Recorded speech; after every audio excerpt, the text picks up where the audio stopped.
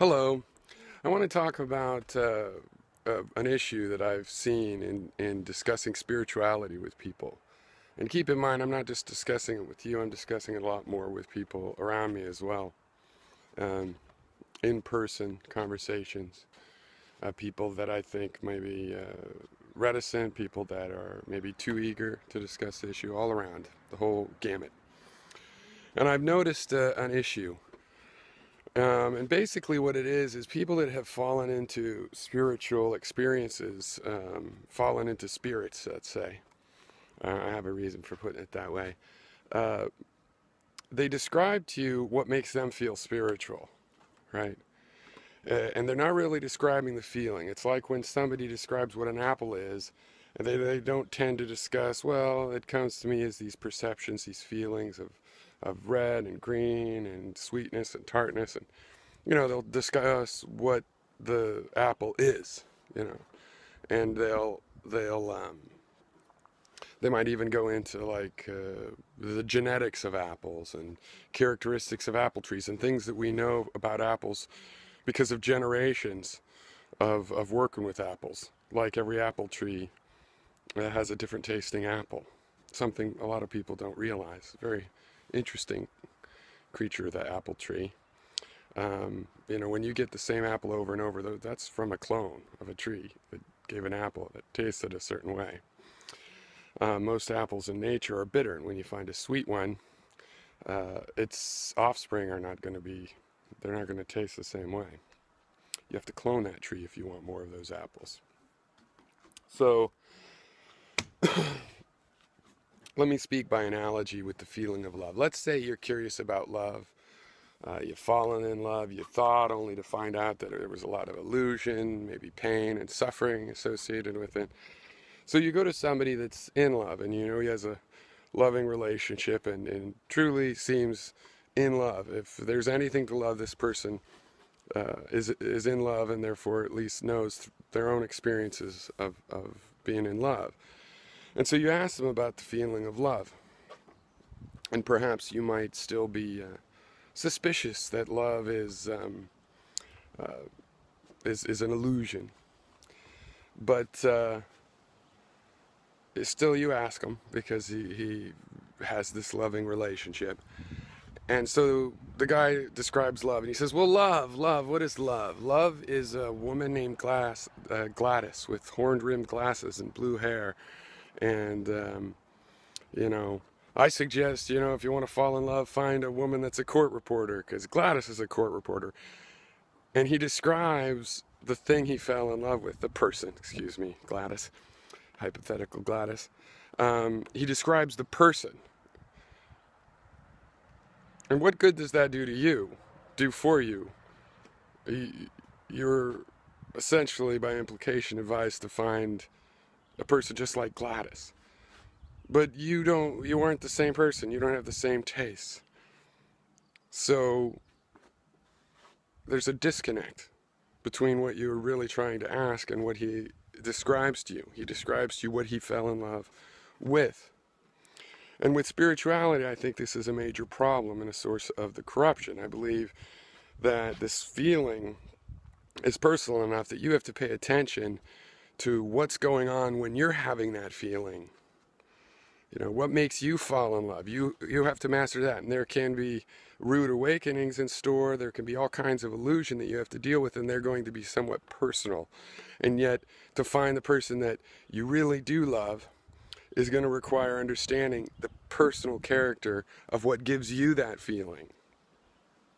Right? But what we have is people that have, let's say, an excess of spiritual feelings, let's say from huffing mercury in a hat, tell you what they fell in love with when they had that feeling, right? They describe to you what they fell in spirit with, right? And this is a major problem for me right now because I'm talking about the color and the taste of the apple, the feelings that you have as primary information in your spiritual experience. Right? So that you can find out what is spiritual for you. I don't want you to go, you could go down to the beach, where there's surfers, and you could talk to the surfers about this feeling, and they'll tell you about the feelings that surfing gives them, sort of an empowering feeling, or skateboarders or anything. It doesn't mean that you should become a surfer if you want to know that feeling as well. You're going to have to find out for yourself where that feeling comes from. But what you get is a spiritual system that, at best, mind you, subtracting out all the lies and the marketing that we have in spiritual systems as people try to convince other people to fall in love with their own spiritual system, at the best, at the most, you're going to get a description of what makes them feel spiritual, right? And that's not what we really need at this point in this discussion for something we understand so little, right? And yet this is what you get. I've been asking people what they think of spirituality, and they tend to tell me about the person that they fall in. They tend to describe Gladys. Not the feeling they had that led them to Gladys, but Gladys herself, which is one step removed. Now, I'm talking about spiritual feelings. And the other issue is there's no getting around this idea of spirits, right? And I maintain that the idea of spirit is it's a description of what makes something living versus unliving. And when we see a spirit in a tree, it's an abstraction, one of these strange, very convoluted abstractions made by the brain, right? Trying to characterize what it means to be alive. Okay. So the idea of spirit that we think of as soul or intangible or whatever, I don't believe any of that. I believe it's all physical. A living system, the differences between a living system and a non-living system are physical differences. And therefore the characteristic of spirit in that context would be a physical thing, right?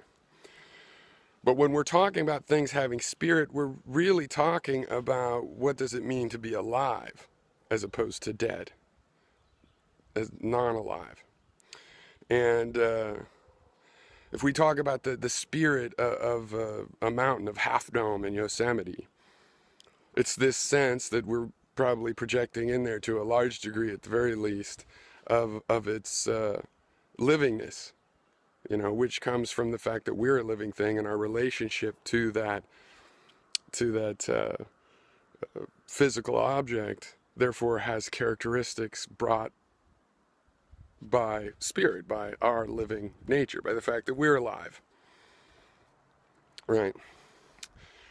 And the theory that this living characteristics, this living quality, could be some kind of substance that could be separated out from a living body and still exist, even though the body now is dead, that's a secondary theory, right? And one that I do not ascribe to, okay?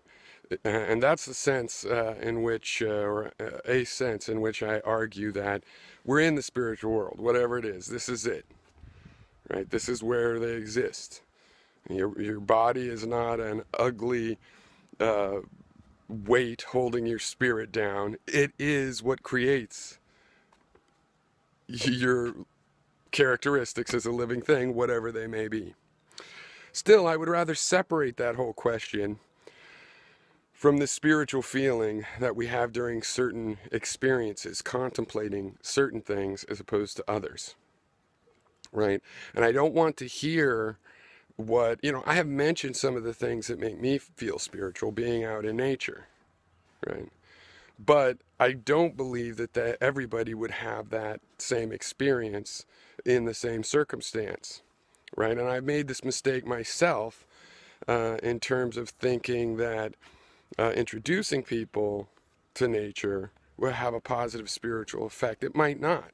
They might have a negative effect, depending on how they grew up, what they like, what makes them comfortable.